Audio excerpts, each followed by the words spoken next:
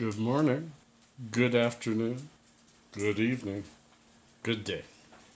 And it is a good day. It is a fantastic day. Today celebrates 16 years of no drinking. Thank you very much. Thank you. Thank you very much. Thank you. Thank you.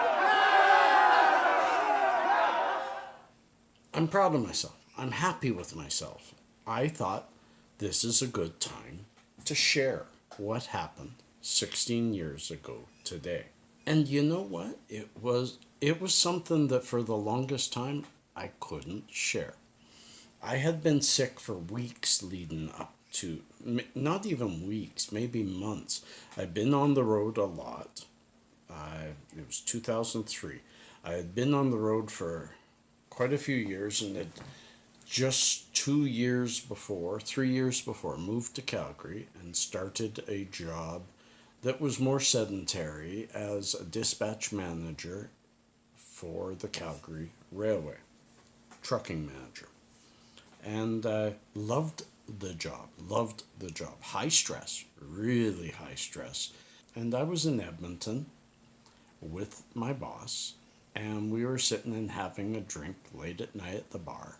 I told him the feelings I was getting in my arms, in my legs, just really, I hadn't been well for quite a while, and he told me, that sounds horrible. I have a really good doctor. Let me connect you with him, because I didn't know any doctors in Calgary. Long story short, kind of, a whole bunch of tests were run, and on June 4th, I was called, you got to come in tomorrow. We need to talk. And that's when the doctor told me I have cirrhosis of the liver. I have 6 months to 2 years on the outside.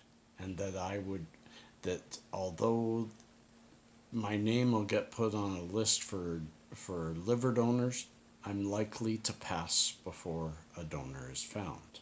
Still, even now, the tears want to creep out, but I didn't cry when he told me. I was in shock. I was in absolute shock. And I asked him, what can I take? What can I do? He says, your liver's too far gone. There isn't too much we can do. We'll get you on some, I forget what they were, and we'll do what we can to make things comfortable. But you've got to accept you're a heavy drinker. If you quit drinking, maybe you can stretch that out to 2 years. Maybe you'll even get 3. It was an amazing feeling. Not in a good way, but it was amazing. And I don't remember too much of that conversation.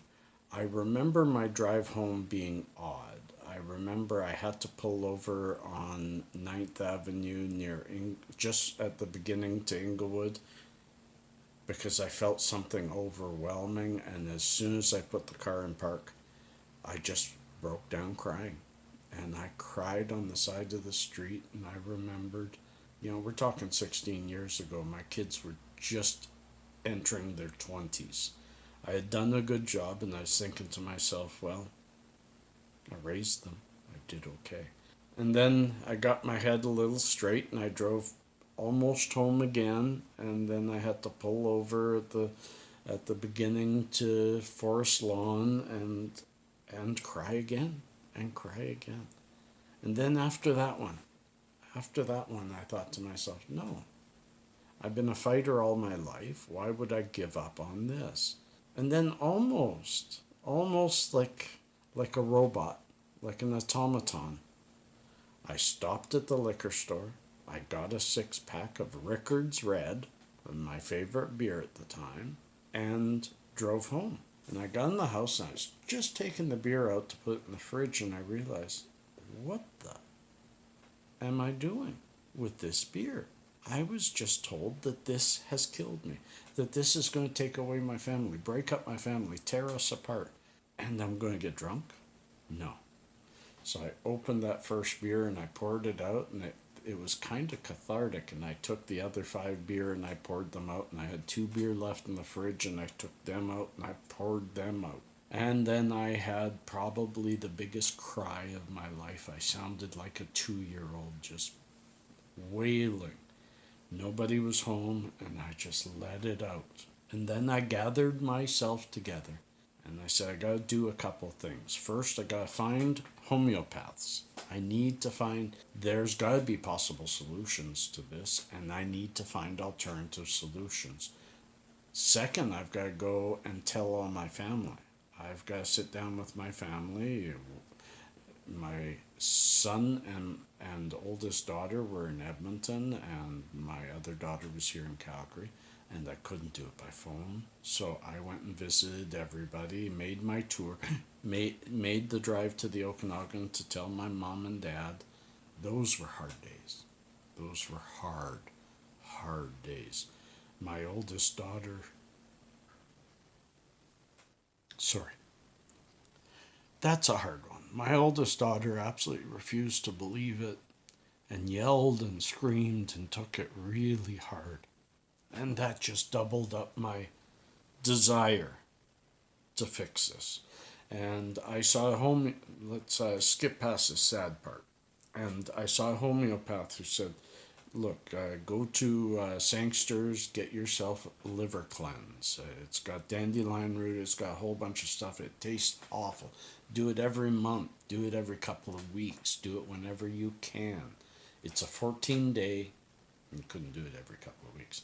It's a 14-day every morning before you have anything in your stomach. You open up this vial of this vile liquid, and you put it in some hot water with a little bit of lemon, down it.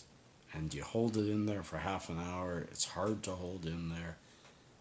And you do it every day for 14 days. And every month I repeated that. I changed my diet. I was eating lots and lots of good veggies, very rough vegetables, very little bits of meat, very little bits of fat. I changed completely. I took liquor out of and the only way I got through that was having my cannabis. And I had my cannabis quite regularly through that time. And for 18 months, every 3 months, went to the doctor, got the liver function tests. Every 3 months, he phoned me back, no change, still looks bad. Not getting worse, though. Not getting worse. And that's what kept me going. But it never got better until the 18-month mark. And I got a call from the doctor, and he said, you've got to go get those tests redone. And he's never asked me to redo tests. And I thought, oh no, it's getting worse. But I went and got the test redone, and he called me and he says, you got to come in. And he had always told me the results over the phone. And so, oh my goodness, I was beside myself. And I went in, and he says, Gordon, I need to send you for an ultrasound because we have to look at your liver. According to this latest 2 tests, your liver function indicators, 3 of them, I forget what they are now and I don't care, are all within normal. They've all come way down. And I just don't get it. So we went in. The very next day, he got me in rush for an ultrasound. They took a look at my liver, and it was pink. The sores had gone away. Ultrasound doesn't show color, but that's what they called it, pink, because there were no sores on it. It was clean. No understanding of that. The liver usually, once it reaches a certain point, it can't regenerate. But the liver is the most regenerative part of our body, and if it still has life, it usually can rebuild itself, and it did.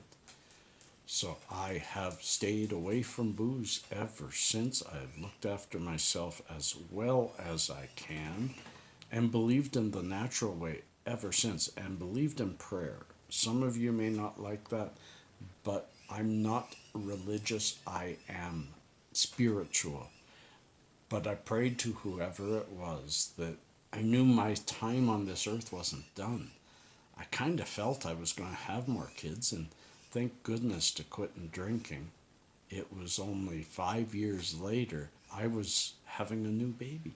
You can always do it. You can always get yourself to the point. You can always repair yourself if you really put your mind to it.